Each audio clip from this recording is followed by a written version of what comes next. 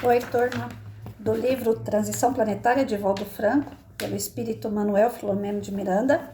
No capítulo 19, a gente vai dar continuação na preparação para o Armagedon espiritual. Então, na página 248, a continuação. Nesse sentido, tendo em vista serem os espíritas sinceros os novos cristãos, sem nenhum desrespeito a outros tantos servidores do Evangelho de Jesus espalhados no mundo, tanto quanto cidadãos honestos, não vinculados a nenhuma denominação religiosa, porém valorosos e dignos, as baterias da maldade estavam sendo colocadas na sua direção. É claro que também os indivíduos honestos e de sentimentos elevados não ficavam à margem da ação ignominiosa desses infelizes do além. Por considerá-los obstáculos aos objetivos que abraçam, quais sejam a extinção do bem, as subjugações e vampirizações coletivas, como já se podem observar. Porém, em número mais volumoso, a desventura e alucinação nos jogos dos prazeres sórdidos. Então, aqui ele está falando ainda a continuação daquilo de ontem, né? Que enquanto tem o bem para propagar as coisas boas, tem aqueles maus que fazem de tudo, inclusive no coletivo, né? Para que as coisas realmente não fluam bem aqui no nosso planeta.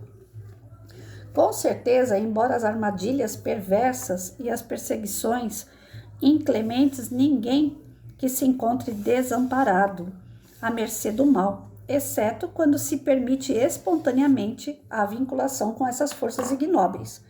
Ou seja, mesmo estando no meio de tantas maldades, tantos espíritos ainda não elevados, né, que têm essa dificuldade para fazer o bem, para evoluir espiritualmente, eles são resistentes ao mal, né, resistentes ao bem, eles querem continuar fazendo maldade, ainda que existam esses em volta de nós. Eu falo nós porque eu não acho que eu já sou espírito ruim, né, eu posso não ser lá de luz como eu gostaria, mas mal também não sou. Então, quando eu falo nós, as pessoas que estão buscando conhecimento geralmente são pessoas boas, que querem se aperfeiçoar, que querem se melhorar, né? Então, eu acho que a gente pode usar essa palavrinha aí, nós, né? Nós estamos buscando isso, nós estamos buscando nos melhorar. E é difícil a gente fazer isso com tanta tentação em volta, com tanta coisa prazerosa, né? Eu falo assim, a droga, ela só tem o nome droga, porque na verdade ela não é uma droga, ela deve ser gostosa, porque para as pessoas usarem e ainda ficarem viciadas naquilo, deve ser bom aquele troço, né? Só que a gente sabe que é bom, ou talvez, a gente sabe não, que eu nunca experimentei, mas a gente tem a ideia de que seja bom o gosto, o sabor, a sensação, porém as consequências são terríveis. E isso tá em cada esquina, tá em cada família. O próprio cara da família fala, vou comprar narguilha e vou deixar aqui dentro de casa, né? E acha que é a coisa mais normal do mundo, porque afinal de contas não tem lei que proíba, né? E a lei que proíbe as outras drogas, ela é tão falha que hoje em dia o que acontece com o cara que é usuário? Ele é tido como um doente, né? Pô, é um doente que foi lá buscar a sua doença, né? Doente que eu conheço é aquele que pega uma síndrome, que tem uma comorbidade independente da vontade dele. Não foi ele que foi diretamente buscar aquilo. É lógico que é consequência também de umas atitudes aí contra a própria saúde ao longo período e em doses pequenas. E que acaba estourando em determinado momento. Hoje eu estava falando com uma colega lá, que é uma amiga da hidroginástica, eu falei para ela, menina, você vive estressada, como você diz, quando você chegar na minha idade, se chegar, né, você vai estar toda detonada. É devagar, tem coisas que você tem que fingir que não está vendo. Porque se você se estressar com cada passo que o ser humano dá de errado, não vai dar certo, né? Para você não vai dar certo, você vai ter que se isolar, né? E a Patrícia muitas das vezes teve que fazer isso, se isolar, porque eu não concordava com algumas coisas que eu via que estava errado, né? Então é melhor. Hoje eu tô vivendo um momento da minha vida super zen. Por quê? Porque eu não tenho namorado, o filho tá morando sozinho, não me dá dor de cabeça, o irmão mora sozinho, não me dá dor de cabeça, a família tá longe, né? Porque geralmente quem tem a família muito unida, tem muitos amigos em volta. É lógico, a convivência com o ser humano vai gerar atrito também, não vai ser só flores. E esses seres humanos são espíritos que estão ligados a outros espíritos encarnados e desencarnados. Então pensa a movimentação dessa energia toda para dentro de casa depois. Quando a gente fala cuidado com quem você coloca dentro de casa, as pessoas falam assim, é minha casa, eu trago quem eu quero. Mas pensa nesse ser que vai entrar na sua casa, que vai entrar no seu carro. Eu já briguei com um ex-namorado por conta disso, dele colocar qualquer pessoa dentro do carro. A pessoa entra e sai, mas a energia que ela carrega, os benfeitores ou malfeitores que andam com ela, às vezes gosta do lugar e fica. E aí? O que você vai fazer depois para tirar? Então nós estamos envolvidos em energias o tempo todo. O tempo todo nós estamos sendo vigiados, o tempo todo nós estamos sendo analisados, sejam por amigos espirituais e principalmente pelos inimigos que a gente não enxerga. Só que Deus, na sua benevolência magnânima, maravilhoso como Ele protege a gente. Ele dá condições da gente se proteger. O evangelho no lar, uma palestra no centro espírita para quem é espírita, uma missa para quem é católico, né? Ou bater o tambor, quem é candomblecista, umbandista. Bom, ele dá condições de você ter uma religiosidade que vai te religar com Deus, como eu já falei num outro vídeo, né? Vai te fortalecer nesse vínculo. Ah, mas dá para ser religioso sem ir numa religião? Dá. Dá para eu poder ter essa proteção sem frequentar algum lugar? Dá. Depende muito da sua vigilância, depende muito da sua fé. Né? Jesus dizia que o que curava a gente não era ele próprio. Olha só, Jesus dizia que não era ele próprio que curava, mas sim a nossa fé. Então, se a gente tiver fé, é lógico que a gente vai estar protegido. Mas é tão bom ir num lugar e fortalecer essa fé, seja o lugar que for. E isso dá condições para quem está observando a gente ver que a gente não escorrega, que a gente está vigilante mesmo, né? E aquela proteção, ela aumenta. Não lembro agora, alguém falou para mim essa semana que o evangelho no lar... tá, eu lembro. Foi o marido da Adna, lá no centro espírita da Vila Granada. O marido da Adna, enquanto eu esperava o Uber, quando eu saí da minha cirurgia espiritual, o marido dela falou assim, nossa, se as pessoas soubessem o tamanho da energia positiva que se faz, a proteção que se faz e o tamanho da iluminação que se faz em volta da casa da pessoa, dentro da casa da pessoa, nos lares que estão em volta da casa dessa pessoa, os vizinhos e que cheguem até nos parentes dessa pessoa e os espíritos que estão ali rodeando, o simples evangelho no lar. Você abrir o evangelho, quem tem Bíblia, abre a Bíblia e vai fazer uma leitura. Escolhe um dia da semana, um horário fixo e toda vez, uma vez por semana, pelo menos. O ideal é fazer a leitura toda hora, né? Isso é o ideal, só que ninguém consegue.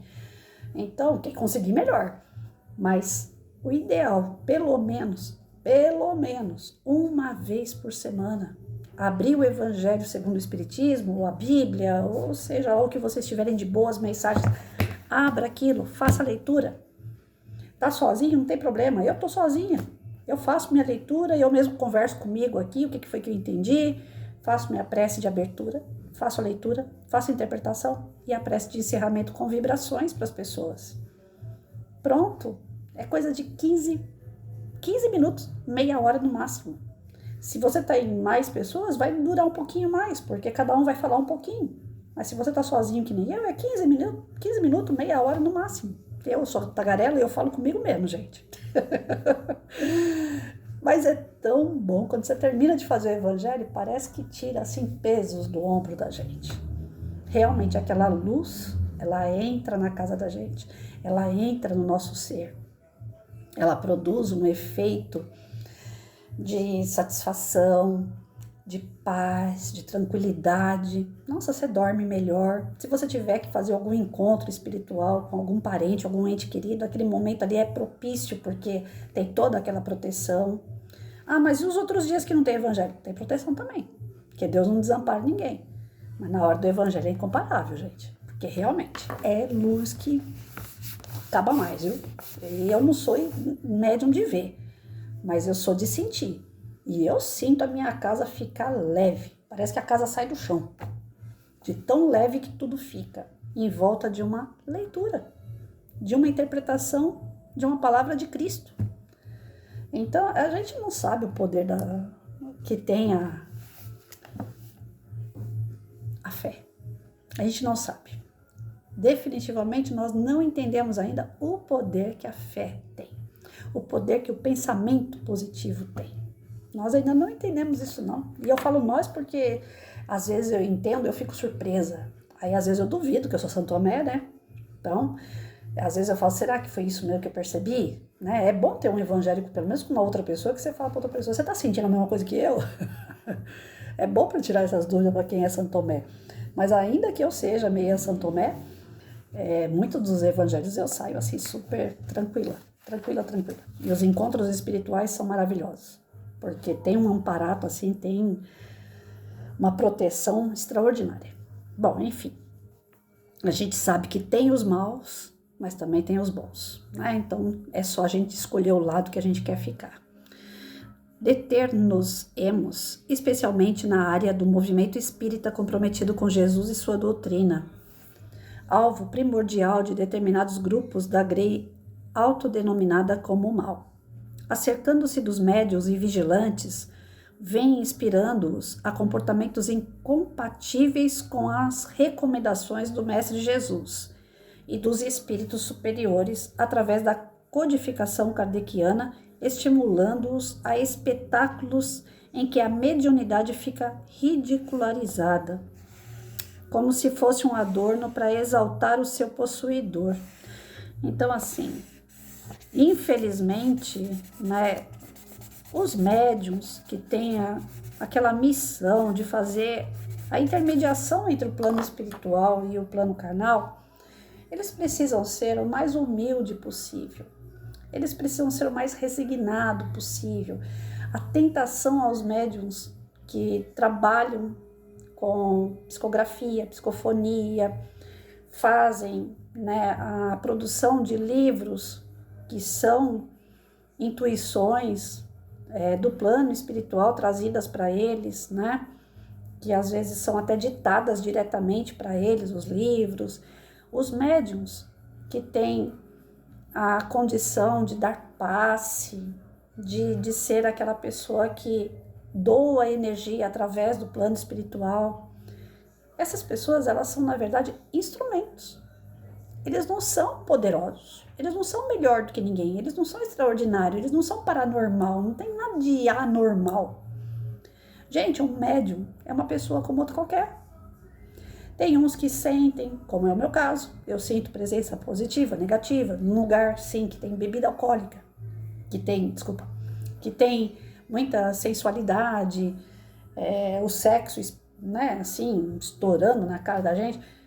Tem lugares assim que eu não posso frequentar, porque eu sinto toda a energia negativa daquele lugar. Se eu entrar, eu saio de lá de 4, porque eles vêm tudo pra cima, porque eles sabem que a gente sente. Aí eles vêm tentar ou vêm machucar, ou vêm na raiva, porque a gente não é igual àquele ambiente. Quantas vezes eu já não saí com ex-namorados assim, passeando, e de repente aparece uma mulher seminua na frente. Pronto. Não é a mulher, não é o corpo dela. Mas devido a ela estar aqui daquele jeito, causa um mal-estar no casal, que acaba gerando uma briga. Porque a mulher vai falar pro cara, você olhou. Você tem que vigiar seu pensamento. Aí dali já começa o desentendimento. E esse desentendimento, muitas das vezes, o cara vai falar, mulher ciumenta. Não é. Aquela mulher já foi cutucada pela espiritualidade para causar aquela briga com o homem. E ele, por sua vez, não aceita que olhou ou que deixou de olhar e não entra num consenso com a mulher e a briga, às vezes, vai cada um dormir num canto. Às vezes até separação por conta de um episódio besta como esse. Então, a maldade, eles não têm limite.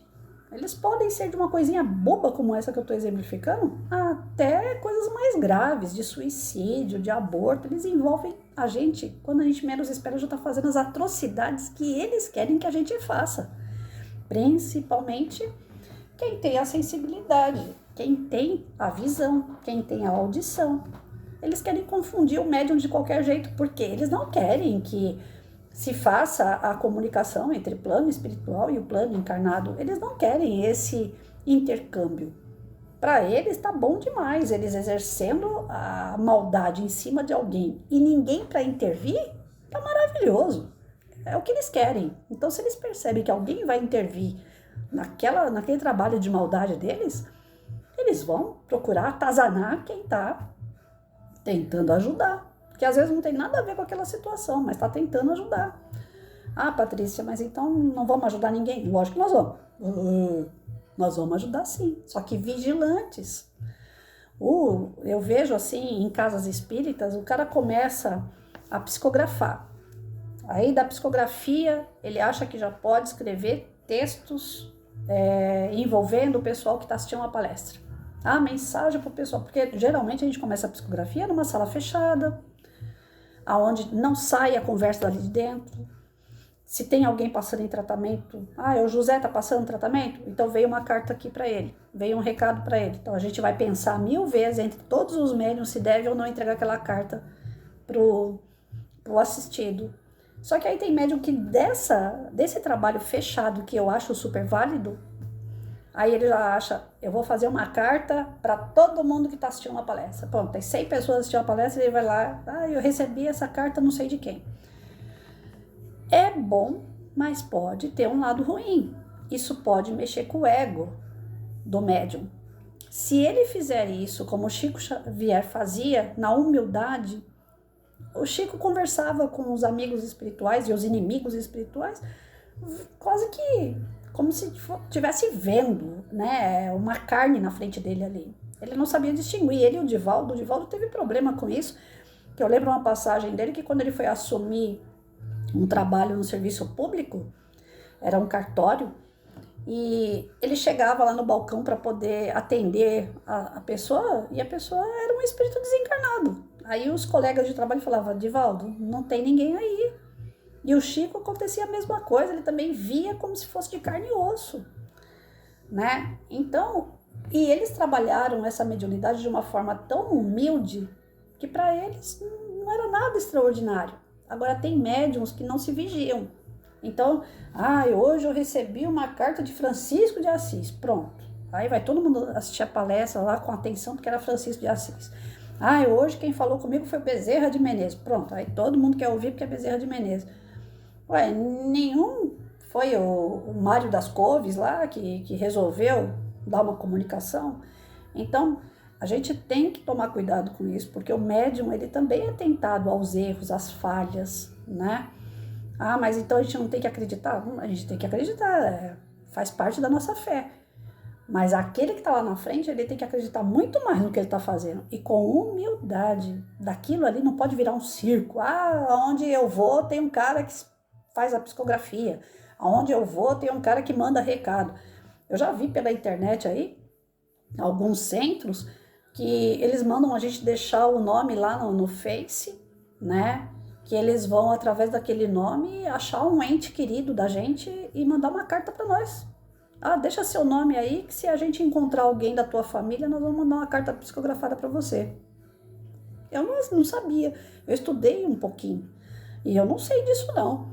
O telefone não toca daqui para lá. É o contrário, é de lá para cá. É quando a espiritualidade maior acha que pode, que deve, é que aí eles aceitam essa comunicação, né? Se eles acharem que é bom para mim receber uma carta do meu marido, eles vão mandar. Se eles acharem que é bom para mim receber uma carta do meu pai, eles vão mandar. Agora, se eu ficar aqui, eu quero uma carta do meu marido, eu quero uma carta do meu pai, nossa, como é que será que tá minha mãe? Já pensou eles fazerem a nossa vontade dessa forma? Será? Será que nós temos todo esse poder? Será que nós temos todo esse merecimento? Não, não é assim. Não é bagunçado. Então tem alguns centros que eu percebo que a mediunidade virou feira. Opa, você quer cura? Bota teu nome aí que eu te curo. Você quer uma carta psicografada? Bota teu nome aí que eu faço uma carta psicografada para você. Não é assim, não é desse jeito. Poxa, se é desse jeito, então eu aprendi tudo errado, desculpa, né? Eu sei que o telefone toca de lá para cá. É lá que eles vão decidir quando a gente precisa, quando a gente merece, né? Ter esse contato com quem partiu. Tanto é que muitos dos encontros espirituais são feitos em sonho. A gente está dormindo. Aí a gente se desdobra, né? A leitura aqui falou muito sobre isso. A gente se desdobra, nosso corpo fica lá descansando, nosso espírito, nós temos um cordão de ouro, um fiozinho de ouro que segura a gente, porque senão a gente vai e não volta, né? Então esse fiozinho de ouro aí, ele segura a gente vai até o plano espiritual, reencontrar, encontrar, ver o que precisa ser visto e depois a gente volta pro nosso corpinho. Eles é que chamam a gente para ir. Não é, eu vou deitar, vou dormir, vou lá encontrar. Não, esquece, isso não acontece não. Quem fala que deita, dorme e vai para onde quer, aí eu acredito fielmente que é mentira. Porque todas as leituras do Allan Kardec falam que a gente precisa esperar a espiritualidade decidir que dia, que hora que a gente pode ver um pai, um ente querido que faleceu, que está do outro lado. Então, tem muita coisa na internet que, para mim, desculpa, é falcatrua. E é médium que já não está vigilante. É médium que quer aparecer. E esses que querem aparecer é complicado, porque a gente já leu aqui o que acontece. São aqueles seres inteligentes que, ao invés de usar a inteligência para o bem, acabam usando para o mal. A partir do momento que você engana as pessoas, a partir do momento que você mexe com o sentimento das pessoas de uma forma negativa, porque isso vai acarretar o lado negativo. Não tem outro jeito, é um corpo fechadinho ali, limitado pra caramba na outra encarnação. O cara é super inteligente, mas não vai poder usar a inteligência dele por algum tempo. Vai ficar ali, trancadinho num corpo com debilidade, né? Então, eu creio que tudo isso que a gente conversa aqui é pra gente se melhorar, é pra gente se vigiar. Principalmente a questão mediúnica. Não pode ser assim, a torta de direito. Eu recebi do meu mentor que eu vou criar um livro. Então tá, eu vou criar um livro. Mas eu não tenho que ficar cheio de luzes em cima de mim porque eu criei um livro, porque esse livro não é meu. Se é a espiritualidade que ditou, esse livro não é meu. Chico Xavier cansou de falar isso. Nenhum livro era dele. Ele só era um instrumento. É como se tivesse alguém do teu lado que é cego, que não consegue ler, escrever nas linhas de um caderno. Então a pessoa vai te ditar tudo aquilo que ela sabe e você só vai ficar ali, reproduzindo o que ela fala. Não tem nada seu aqui. Então esses livros, do Divaldo, tem o nome do amigo aqui que ditou para ele a história. Então se a história é verídica, não é como muita gente fica debatendo, aí é outra história. Para mim, Patrícia, esse livro está servindo de muita coisa, eu estou aprendendo muita coisa. Pode não ser nessa ordem, pode até não ser nessa proporção, tudo bem. Mas tem muita coisa, como um parágrafo, 2 parágrafos que eu li, olha o tanto que eu já falei, 23 minutos. Chega, né, gente? Então é isso, tá bom? Que a gente não suba na cadeira, porque a gente está sendo útil. Isso não pode, isso é orgulho, isso é egoísmo, e isso vai completamente contra tudo aquilo que Jesus ensinou. Porque ele falava que as 2 chagas que matam a humanidade é o orgulho e o egoísmo. Se você desenvolver isso dentro, não tem nada que te faça mudar. O orgulho não permite você, se você chegar numa pessoa que é orgulhosa e falar para ela, você tá errada, muda esse caminho. Você tá ali, batendo, tá dando tudo errado na tua vida, você vai continuar fazendo isso? A pessoa orgulhosa vai falar, eu nasci assim, eu cresci assim, eu vou morrer assim. Porque ela é orgulhosa, ela não reconhece. O egoísta, ele só olha para ele. Vem cá, vem me ajudar. Não, peraí, porque agora eu tô precisando. Então, você vai reclamar de alguém que, tá doendo minha perna. A pessoa vira e fala, tá doendo minha perna, meu pescoço, tal. Esse aí é o típico egoísta. Porque ele não consegue escutar a sua dor. Ele não consegue acalentar você pela sua dor. Aí ele já fala que ele tem mais dor do que você. Então, são pequenas coisas que acontecem que a gente tem que ficar vigilante. A gente tem que chamar a pessoa para responsabilidade, né?